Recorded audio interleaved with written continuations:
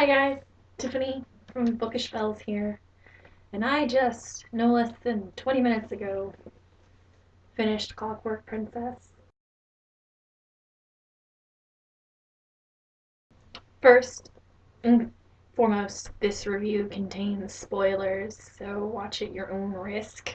I'm gonna put it in the title too, or title. Where does the title go? Anyway, so you'll know. I guess first, since I put up a theory video last week, I should address if my theories were true or not. Well, one of them was, at least, Jessamine did die, which I kind of figured she would. It's a death that it's not important enough for you to be like, no, why? But just sympathetic enough for you to go, well, damn. And there it was.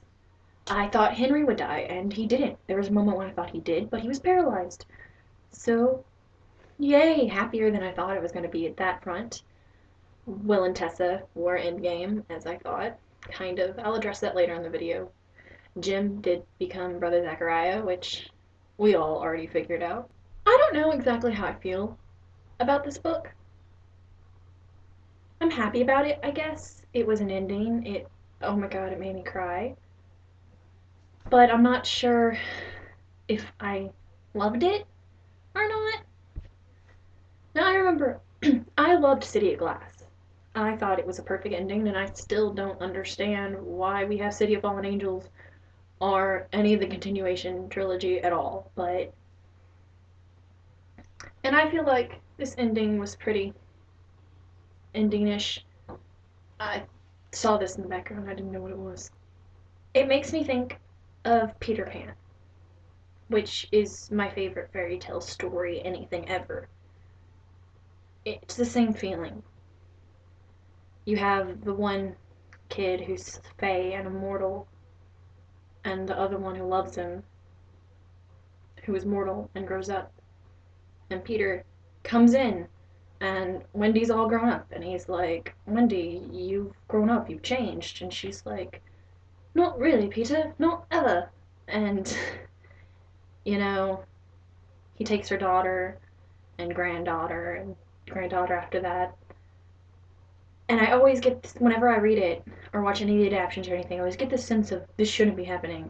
He should not be going off with Jane or Margaret or any of the others. It should be Wendy. It should always be Wendy.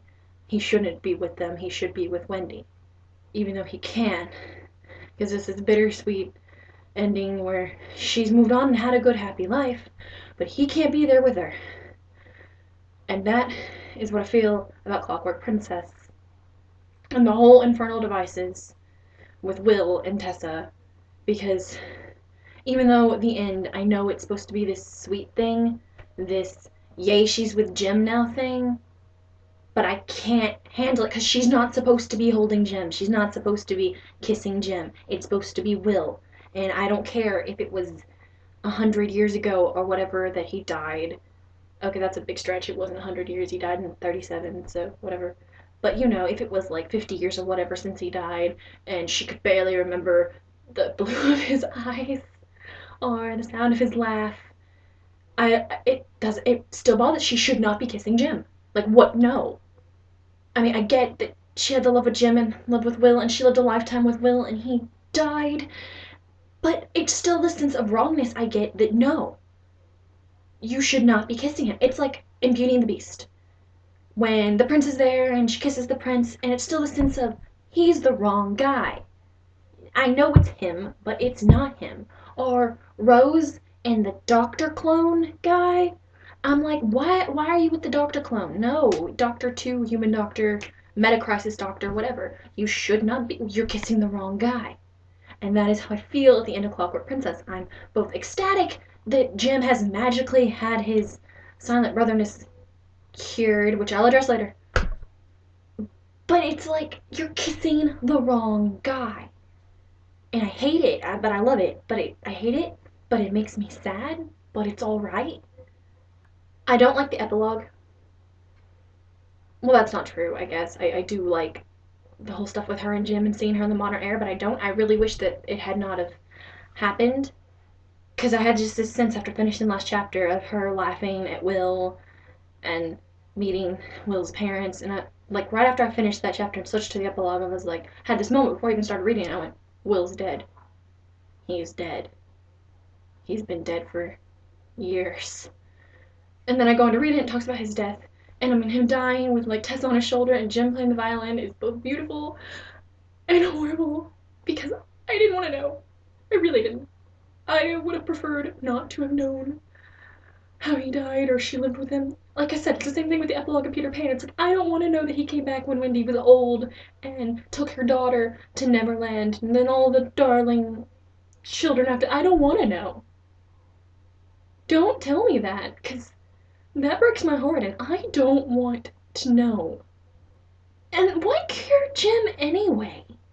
Like, they just magically came up with a cure like 130 years later for his yin-fin addiction slash problem slash thing, and then he's like, immediately, I'm going to stop being a silent brother even though it's all I know for 130 years and seek Tessa.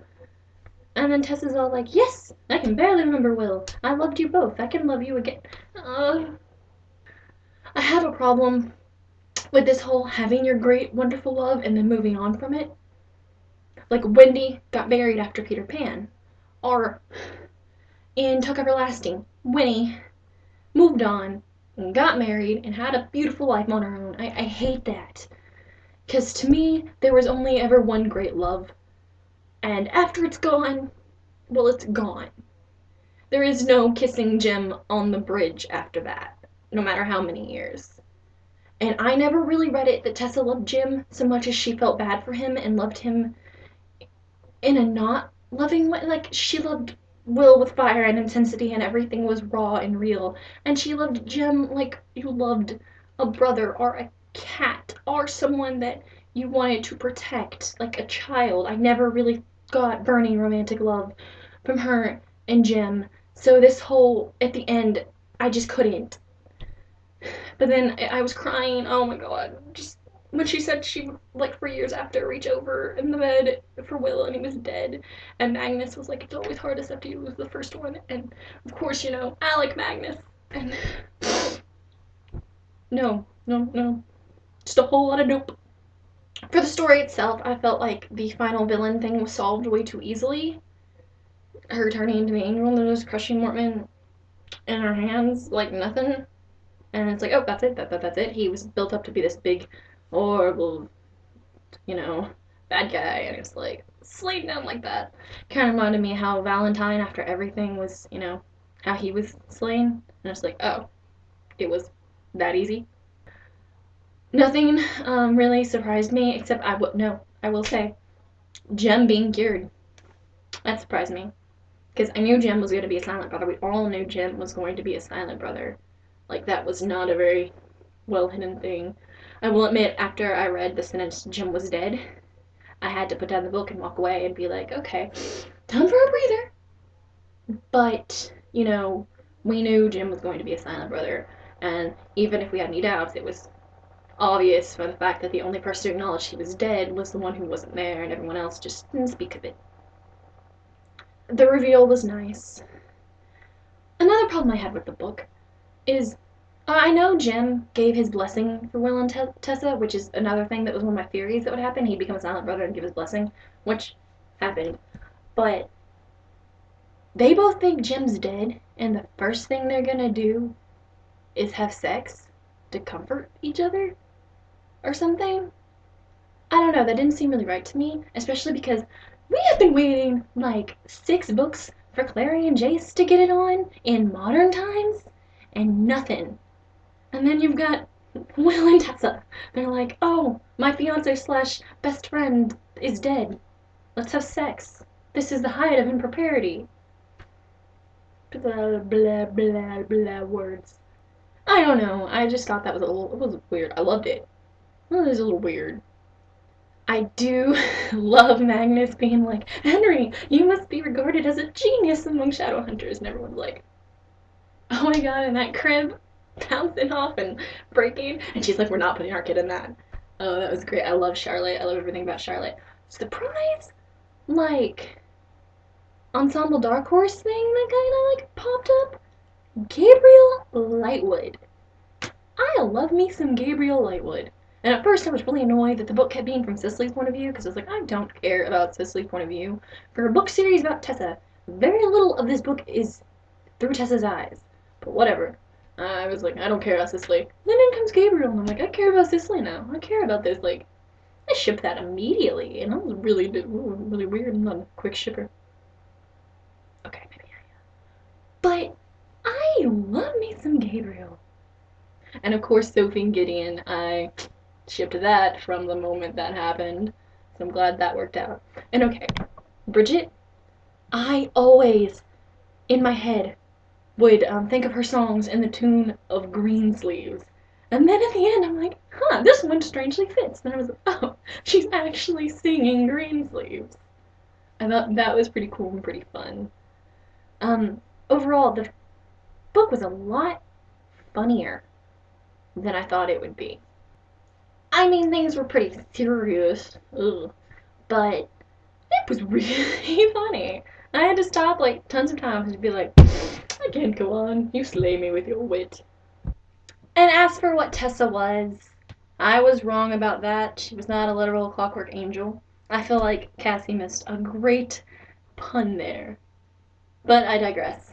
I knew, like, the first passage in the book is Aloysius Starkweather, talking about, like, his point of view of the death of his granddaughter, and I knew from that moment I was like, Tessa is either his granddaughter or something, or somehow connected to that. So when, in the end, we found out that she's the daughter of his granddaughter and the changeling switching thing, and I was like, well, that's not a big surprise. I still hold to what I say, that Cassandra Clare is, kind of predictable, and none of her surprises ever really come out and slap me in the face. My emotions! So what did you think? Anything of it surprise you? Anything you're unhappy with? Leave comments or video responses or whatever. Let's talk about it, because I don't really actually know anybody in real life who reads these. So I'm always looking for people to talk to about books, and especially right now, the infernal devices. I need to talk my feels. So, comments down there in the comment boxes and stuff. As always, follow on Tumblr, Twitter. There's links on my channel. I might leave some in the doobly-doo. But these are my, like, knee-jerk reactions to Clockwork Princess and my thoughts. So, overall, I did give it 5 stars on Goodreads. I was pretty happy with it. The bittersweet ending, like I said, isn't my thing, but you can't win them all. Anyway, overall, happy with the book, happy with the ending. Too many feels to really ever get into again, I think. I don't know. There are my thoughts. Woo! It is an extremely pretty cover. And oh my god, I had to hide this from me so I wouldn't accidentally read The Family Tree. I had to, like, hide the cover in my sister's room. Yeah, pretty cover. And when I got it, there was a giant sticker on it. It was like, City of Bones comes out in August, soon to be a movie. And I was just like, thanks for the giant movie sticker. I have to pull off and worry about ripping my cover now. I'm like, please, this isn't even the Mortal Instruments. This is the Infernal Devices. Stick it on the City of Bones book. Don't stick it on Clockwork Princess. I'm gonna go cry about my feelings now, so bye. Yeah, it's all alright. I guess it's all alright. I got nothing left inside of my chest, but it's all alright. Look at how pretty they are all on the shelf together. I finally got my hands on a copy of City of Lost Souls, and thank God it's in hardback. I wasn't able to get it when it came out, so I had to wait 6 months for the library to get it in. But I finally been able to buy it now. So, now I have them all. And they're so pretty.